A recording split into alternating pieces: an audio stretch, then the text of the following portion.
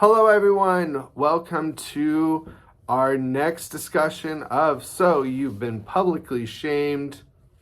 The thing you might have noticed is that we skipped chapter 5. I think chapter 6 was just vastly more interesting and connected much more to our prompt. And so we skipped it. If you just read chapter 5, because you didn't catch that and just went straight through, no harm, no foul. Good on you. You probably learned something really important, hopefully, from that chapter. But I'm not going to be covering it today. So let's talk about chapter 6 and why I think it's so important. So the reason I think chapter 6 is so important is that we see an example, I feel like, finally, that is different from the first 3, that really demonstrates to us, I believe, the sort of consequences and negative aspects of public shaming without a doubt. So what do I mean by this? So let's look at Hank in his story and how it connects to someone named Adriana Richards. So Hank is a developer at a tech conference. He makes a lewd joke to his friend. That joke is then reported to the organizers, and he apologizes, and he feels like that's it. I said something off color to my friend, and it was only meant for this person, and I was reprimanded by the organizers, but nothing's really going to happen now. Well, he's wrong because Adriana Richards writes about it on her blog post and talks about feeling uncomfortable in this large crowd and how these men in the crowd felt, emboldened to make these lewd jokes. And she even references this theory of de-individualization, which might be kind of interesting when you kind of think about public in the context of public shaming. After this blog post is posted, Hank loses his job. So I think we stopped there, and we kind of just, the story was that was the end of it. I think we would just see another example of someone who did something that was deemed publicly shameable, and that the person then felt a consequence from that public shaming. And so now we could have debates all day long about the degrees of punishment that these people all have felt and whether or not they deserve those degrees, or whatever. At the end of the day, the fact remains, all of these folks did some sort of committed some sort of transgression and then felt the repercussions of that. So if that's where the story ended, I think that you would see just kind of 4 examples of kind of the same thing, really. What happens next, I think, really kind of hammers home the point of online shaming and public shaming being detrimental. So Richards, she writes a blog post. What happens to her? Well, she then gets attacked online. She then faces public shaming. And so this is where I think we can really see the problematic aspects of it, right? Because she really has not done anything to deserve this public shaming. And so when she's attacked online, and by the way, attacked in such a way that is so vicious and so brutal and so vulgar that the fact that she's even attacked at all is problematic, but the fact to the extent she is attacked is even more problematic, I think. The last thing I'll say about this is the sort of the insult to injury of all this is that Hank is able to recover his career. Now, we can have a debate on whether or not that's appropriate or he should, but the fact remains he did. Richards, though, did not get to have the same thing. And again, I think we can all agree Richards is really not doing anything wrong.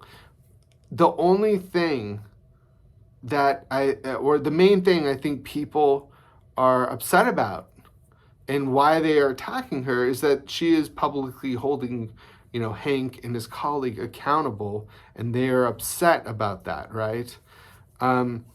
So I think that what's so interesting about this chapter is that, we have someone for the first time who really not only doesn't feel like they should be publicly shamed or attacked, but it just I don't see how you could really make the argument that she should in the first place, and the fact that the consequences that she felt to this public shaming were like Hank was able to kind of rebuild his career, where she's not, and she didn't do anything.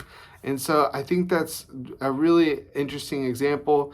And no matter where you are on the spectrum of public shaming being a good or a bad thing, or sort of like in between thing, I feel like you have to kind of grapple with this example, because Adriana Richards shows us an example of where it's not only inappropriate to punish someone publicly, like the way she's being punished, but it's just like the reasons why people are even doing it in the first place are really unfounded.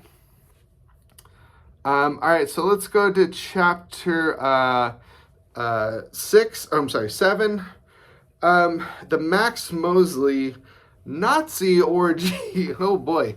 Not something I thought I was going to be talking about in the English 103 class, but yet here we are.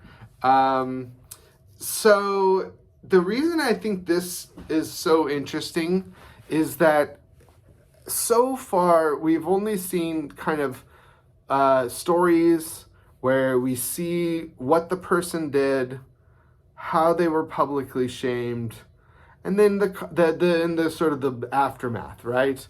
For example, Jonah Lehrer, we get a detailing of how he's discovered, what he did, what he tried to do to stop it, and then what happens to his life after the public shaming. This one, I think, provides us with another wrinkle where we see all that stuff, but we also see someone beating, in a sense, public shaming.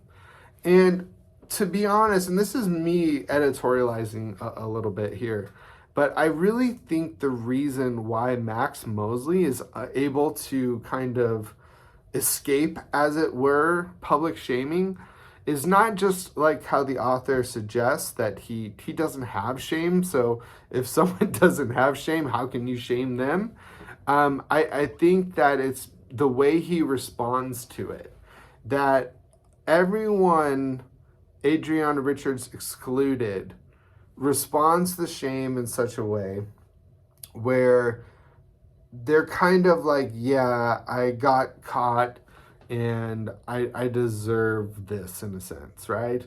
Where Max Mosley is defiant and like, just whatever attitude you want to describe. It's a very interesting one.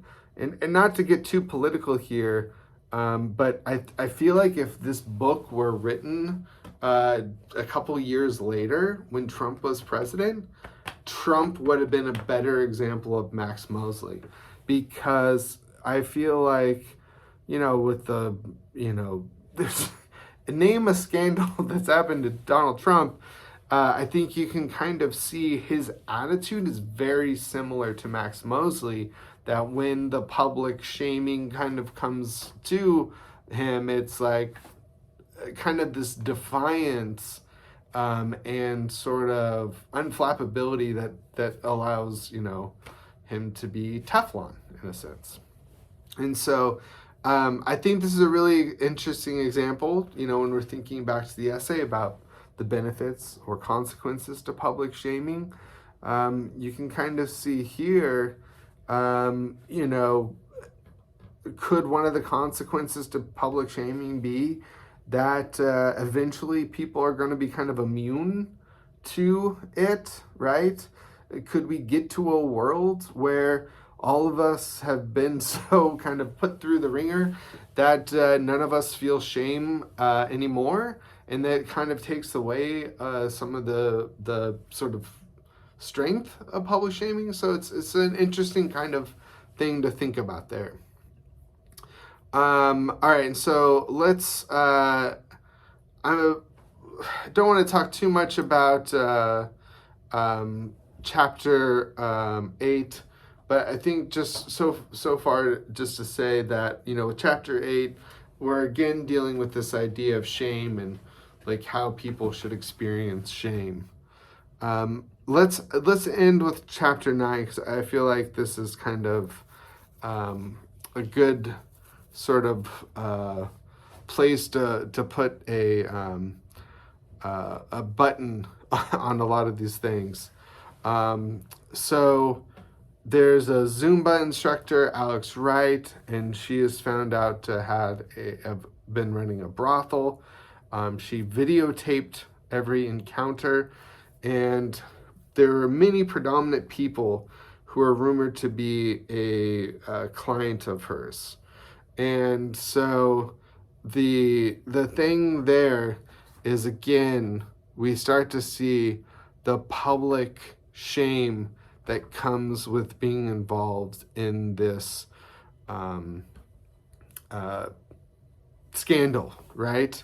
And so, the question I think here is this again, where it's like when we're looking at public shaming, is this a benefit or a positive to the community, right? So if something like this happens, is public shaming in this case, something that's beneficial, or is it there's maybe the consequences don't outweigh that? The other thing that this kind of gets at is the differences between Ferreira, the Zumba instructor. The person who was the Zumba instructor's client.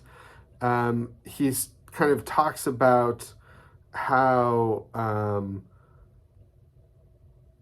Ferreira isn't annihilated by this, right?